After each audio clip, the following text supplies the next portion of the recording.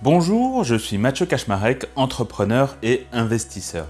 Nous sommes dans cette série de 8 vidéos qui vous expliquent quelles sont les clés finalement pour réussir la transmission, la cession de votre entreprise.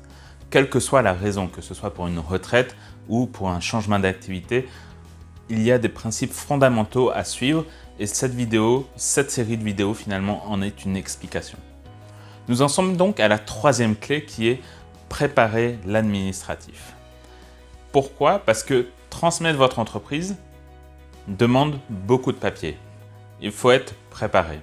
Si demain je vous appelle et que je vous dis « Bonjour, est-ce que votre entreprise est à vendre ?» Vous pouvez me répondre « Oui, bien sûr ». Et moi, je vais vous poser toute une série de questions, bien sûr, pour comprendre, bien sûr, votre entreprise.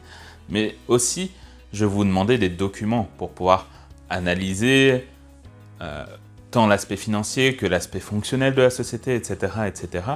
Et si vous l'avez directement sous la main, eh bien, vous allez faciliter ma vie, mais aussi la vôtre, puisque vous n'allez pas devoir courir chez le comptable, commencer à réfléchir à ci, à ça, etc., etc. Donc, comment est-ce qu'on prépare l'administratif? Première chose, un petit document qui va expliquer l'histoire de l'entreprise. Donc, les grandes dates, au moment où vous avez fondé, les grands changements, si vous avez eu des associés qui sont venus, ou s'il y a des gens qui sont partis, ou si vous avez eu une progression technique, je ne sais pas, vous avez déposé un brevet, vous avez une nouvelle usine, un nouveau lieu de production, ou une nouvelle manière de faire.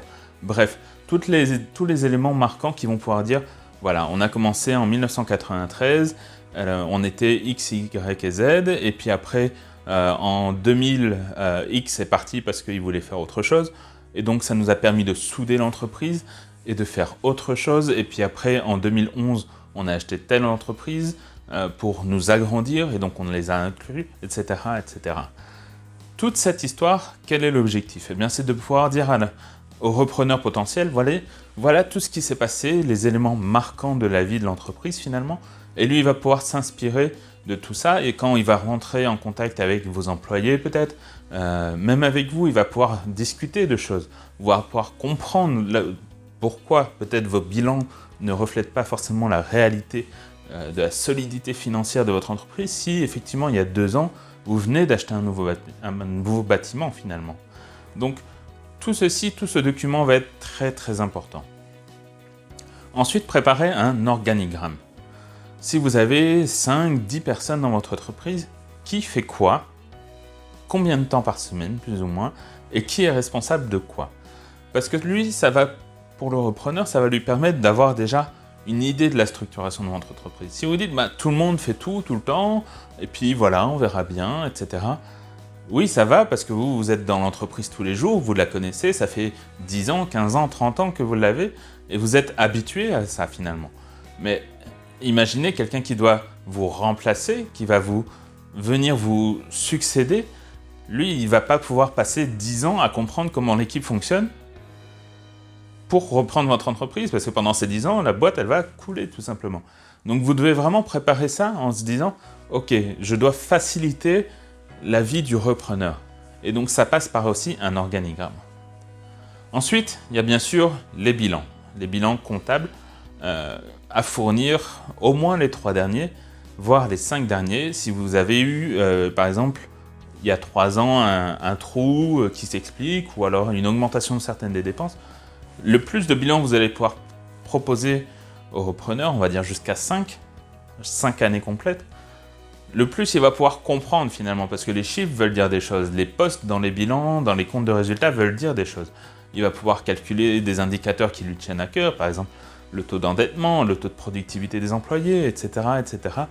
Il va pouvoir vraiment comprendre d'un point de vue financier une partie de votre société. Ça ne sera pas tout, puisqu'il n'y a pas tout dans un bilan, l'humain est très important, mais le bilan financier et le bilan comptable sont des éléments fondamentaux pour pouvoir comparer une entreprise à une autre. Si lui, il a le choix entre votre entreprise et votre concurrent, il doit pouvoir se dire, ok, au niveau bilantaire, elles doivent être plus ou moins similaires. Si vous avez plus ou moins le même chiffre d'affaires, plus ou moins le même nombre d'employés, il va pouvoir se dire, ok, cette entreprise-là gère mieux ses ressources, ou alors cette entreprise-là a investi d'une certaine manière que celle-ci n'a pas fait, et il va pouvoir faire des comparaisons et choisir finalement.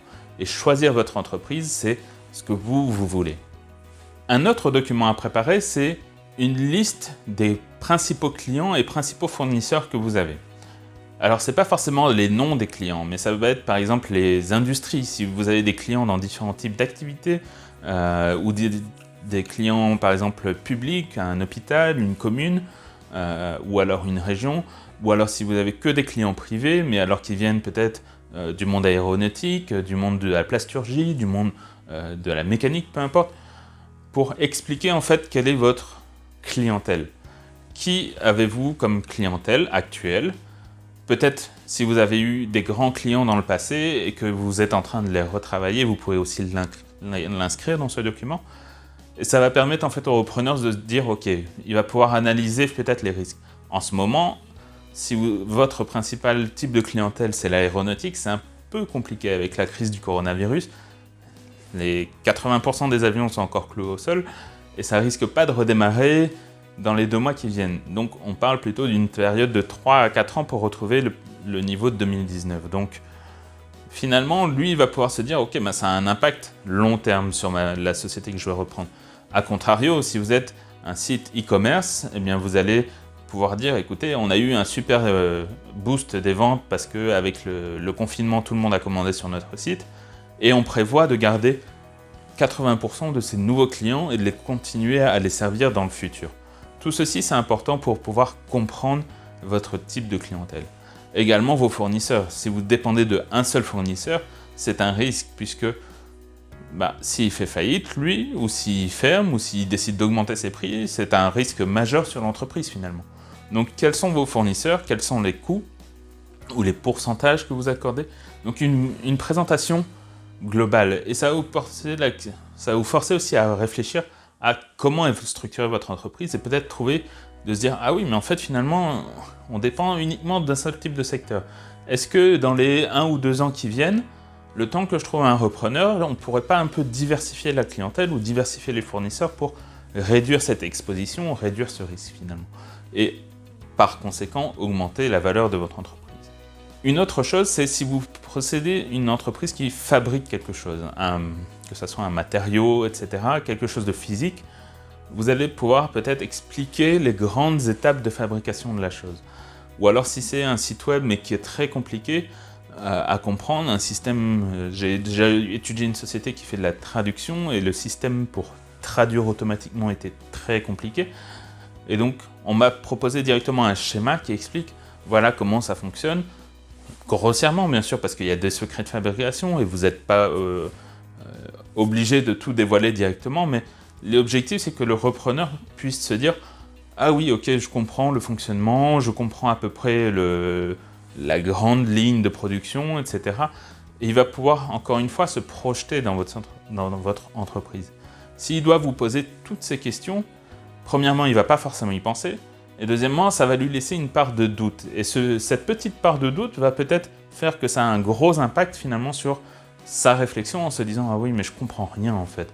Je ne comprends pas comment ça fonctionne, comment il génère tel ou tel produit, comment il le fabrique. » Et finalement, à côté, l'entreprise concurrente, elle aura préparé ce document, elle aura bien expliqué, et ça va être une base de discussion aussi entre vous. Et vous allez pouvoir vous dire vraiment « Voilà, ça c'est notre processus de fabrication. » Bien sûr, dans les grandes étapes, on ne demande pas chaque petit truc, mais qui va permettre en fait aux repreneurs de s'imaginer dans votre entreprise. Donc préparez tout cet dossier administratif, stockez-le à un seul endroit, que tout soit prêt, le comptable, le financier, l'historique, l'organigramme, etc., etc., et qui va permettre en fait d'avoir tout à un endroit et de pouvoir l'envoyer directement. Donc si je vous appelle demain, vous aurez juste à m'envoyer ce dossier, à le partager avec moi, si c'est sur un Dropbox, un Apple, peu importe. L'objectif, c'est que ça soit facile en fait à transmettre et que le repreneur n'ait pas l'impression d'arriver déjà dans une entreprise où rien n'est prêt finalement. À bientôt dans une nouvelle vidéo.